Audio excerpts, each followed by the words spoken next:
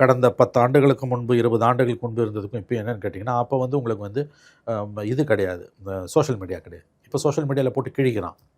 இப்போ திருத்தணி ஒரு இன்சிடெண்ட்டை வந்து என்ன ஆகுது, அந்த வீடியோஸை ரிமூவ் பண்ண சொல்லி தமிழ்நாடு போலீஸு எக்ஸுக்கு வந்து ட்விட்டருக்கு வந்து கடிதம் எழுதுகிறாங்க. ஏன்னா அது ஏற்படுத்தக்கூடிய தாக்கம் என்னன்றது. அஃப்கோர்ஸ் கவர்மெண்ட்டுக்கு அது ஒரு பெரிய ப்ராப்ளம் சோஷியல் மீடியான்ற. இப்போ பர்செப்ஷன் வாரில் நீங்கள் வந்து ஜெயிக்காமல் வெறும் டேட்டா வச்சு ஜெயிக்கவும் முடியாது. ஏன்னா டேட்டான்றது வந்து ஆல்வேஸ் வந்து டபுள் எட்ஜ்டு வெப்பன். ஒரு விஷயத்தை வச்சுட்டு நீங்கள் வந்து டேட்டாவை வச்சு முன்னையும் பேசலாம் பின்னையும் பேசலாம்.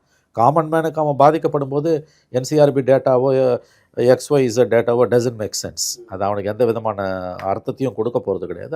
அதை மக்கள் பொருட்படுத்தவும் மாட்டாங்க. அப்போ பர்செப்ஷன் வாரிலையும் கவர்மெண்ட் வந்து இன்றைக்கி தோத்துக்கிட்டு இருக்குது. இந்த மாதிரி இருக்கும்போது இப்போ இந்த கேள்வி பதில்ல, எங்களுக்கு போதைப் பொருள் கடத்தலையும் அரசியல் மீது தடுப்புலையும் நம்பிக்கை இல்லை.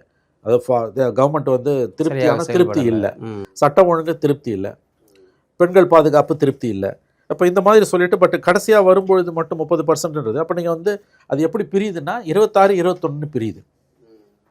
போதைப்பொருள் தடுப்பில் தமிழ்நாடு அரசு தோல்வி அடைந்து விட்டது.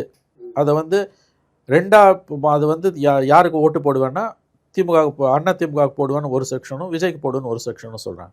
அதுதான் அந்த ஸ்பிளிட் இந்த அப்போசிஷன் தான் இவங்களுக்கான ஒரு மிகப்பெரிய ஒரு அட்வான்டேஜாக இன்றைக்கி இருக்குது. கோர் இஷ்யூஸ் வந்து எல்லாமே அடி வாங்கிட்டு இருக்குது.